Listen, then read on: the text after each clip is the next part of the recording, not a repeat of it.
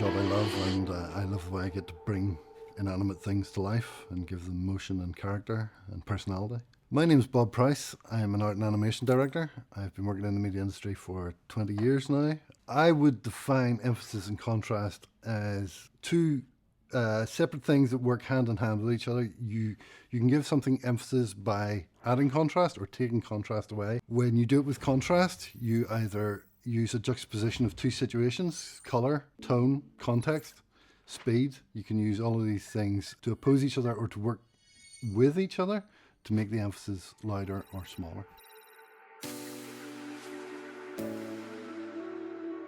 In my work, I use emphasis and contrast. Well, contrast mainly to create emphasis on the element on screen that we're supposed to be looking at. I want the viewer to be in no doubt of what they're looking at. So sometimes that's taking something away, or sometimes that's adding something.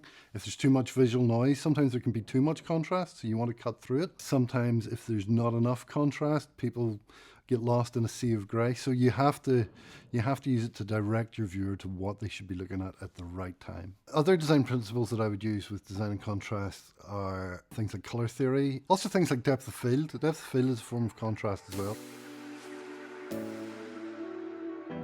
So this is a motion graphics piece I created for a trade show. As you can see, there's no grey in this at all. It's pure contrast. It's the most extreme black and white. But it's not just contrast of tone, it's contrast of motion as well. We have a quick burst of motion and then we hold on some text for a very long time. You know, we put a gentle movement on it, so it's gentle and then burst and then gentle and then burst, and it leads the viewer through the piece one line at a time. And the use of black and white is just so it cuts through everything else, tells you exactly what you're supposed to be reading and looking at that point in the film. So the focal point of this piece is most definitely the center. Everything else is framing. That's something that involves contrast. Once the viewer sees the first couple of lines, they're going to know that's where they're looking. And all the motion graphic bits that happen between those lines are just to make the piece flow from one line to the next. Weirdly, sometimes if you take contrast away, you can create emphasis too. So here we have an example of two pictures of the same place, just taken at different times of year.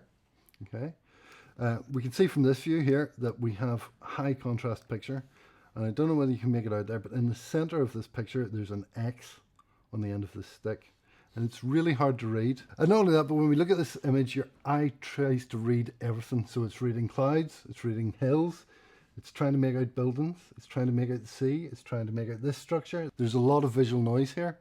And here's the same part of the world on a different day with different weather, and we have no contrast here at all. Everything is grey. But the only thing we can make out is that X in the stick that we saw before. So in a case like this, less contrast means more emphasis.